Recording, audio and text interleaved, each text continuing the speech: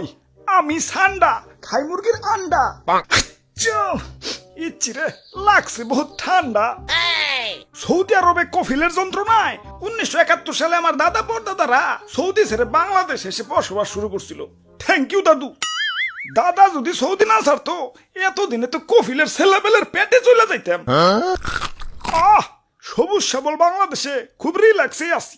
না আছে কফিলের যন্ত্রণা, না আছে মরুভূমির যন্ত্রণা। কি আনন্দ আকাশে বাতাসে। মন্ত্রী, ওই মন্ত্রী, আরে ওই মন্ত্রী। জি জি হুজুর। সারাদিন টিকটক দেখ লইব, রাত সবার কাম করবো কেঠা? তোমার জেঠা। আরে হুজুর দেখেন না, নেট দুনিয়া তো পুরাই ঠান্ডাময়। আপনি তো পুরাই ভাইরাল হয়ে গেছেন। নেটে ঢুকলেই খালি আপনার ছবি। কি করো তাই নাকি? কিরে ফোন দিল কেনা? হ্যালো, কে? সময় টিভি ইন্টারভিউ দিতে হইব। বাহ ভালোই তো। আচ্ছা ঠিক আছে। আবার কেনা? হ্যালো, কে? নিউজ 420 কি? আপনার চ্যানেলও ইন্টারভিউ দিতে হইব? আচ্ছা আচ্ছা ঠিক আছে। হ্যালো, না না না, ইন্টারভিউ দিতে পারব না, ব্যস্ত আছি। ফোনের উপরে ফোন আইতাছে। ধুর, ভাইরাল হয়ে যন্ত্রণায় আছি। ফোনের পর ফোন। এই বাঙালি নিউজ রিপোর্টার কি খাইয়া দেয় কোনো কাম নাই। কেউ ভাইরাল হইলি হয়, ওরে নিয়ে নিউজ বানাইতে বানাইতে জগা খিচুড়ি বানাই দেয়। মানুষে পাত দিয়েও সারা পারে না, ওইটাও নিউজ হয়ে যায়। বাবাই খালি নিউজ রিপোর্টাররা না, ইউটিউবাররাও। তাই ভাইরাল হয়ে ভালোই লাগতাছে। নিজের পুরো মেগাস্টার ফিল হইতাছে। সাকিব খানরে ফোন দিয়ে ক বরবাদ টুতে যেন আমারে রাখে। আরে হুজুর, খবর কিছু রাখেন। বরবাদ টুতে আপনারা রাখবো, নিশ্চয় রাখবো।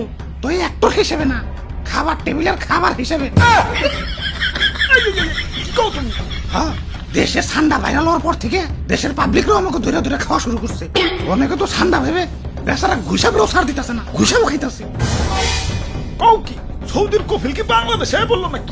হুজুর এই মাত্র খবর পাইলাম, সুলতান ডাইনে ঠান্ডা বিরিয়ানি চালু করছে। এতক্ষণে কাম হইছে, বংশ তো নির্বংশ হয়ে যাবে।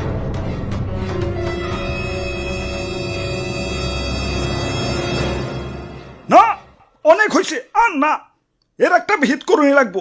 মন্ত্রী, আমার সৈন্যদের প্রস্তুত করো। যা যা আছে সব কিছু নিয়ে এয়ারপোর্টে হাজির হও। দেশ ছেড়ে পলাই তুইব। গুইসাপ, তোমরাও চলো। যে দেশে ইন্টারনেট নাই ওই দেশে যাবো।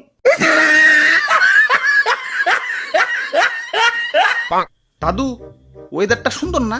পিকনিক করবার মন চাইতেছে। ওরে বাপুরে, আমি এর মধ্যে নাই। ইয়া গতবার আমাদের দিয়ে মুরগি চুরি করাইছিলে, ইয়া ধরা পইরা কি দৌড়ানি ডাই না খাইছি। এই বুঝা বয়সে আমি আর দৌড়ানি খাইতে চাই না। আরে দাদু, এত ব্যাকডেটেড হলে চলবো? মুরগি দিয়ে পিকনিক করার যুগ এখনো আছে নাকি? ফেসবুক চালাও না নাকি? বুঝছি ভাই, চাচা সান্ডা দিয়ে পিকনিক করবেন তো সেই মজা ভাই। কিন্তু সান্ডা পামু কোনে? সান্ডা তো মরুভূমিতে থাকে। এখন এই গরমে কি মরুভূমিতে যাবো নাকি? আরে দাদু, সান্ডা ধরতে আবার মরুভূমিতে যাওয়া লাগে নাকি? বাংলাদেশের জঙ্গলেই তো অভাব নাই। তাহলে তাহলে তাড়াতাড়ি চলেন ভাই, দেরি করুন যাবো না, আগে সান্ডা ধরে নিয়ে আসি। ইয়া কই? ইয়া দূর দূরান্ত তো কোনো সান্ডা দেখতাছি না। খারাপ, ওই দিকটা একটু দেখে আহি। ধুর, সান্ডার আন্ডাও তো খুঁজে পাইতেছি না। চলো দাদু, পোল্ট্রি দিয়ে পিকনিক করি গে। আরে দাদু, পাইছি ধরছি আলারে। আমি একা ধরে রাখবার পারতাছি না। দাদু তাড়াতাড়ি হো, তাড়াতাড়ি হো। আরে ভাই শক্ত করে ধরেন, সাইরেন না ভাই, সাইরেন না। ওরে বাপুরে, হাইট করে ধরো। দাদু তাড়াতাড়ি হো, তাড়াতাড়ি হো। শরীরে অনেক শক্তি, একা ধরে রাখবার পারতাছি না।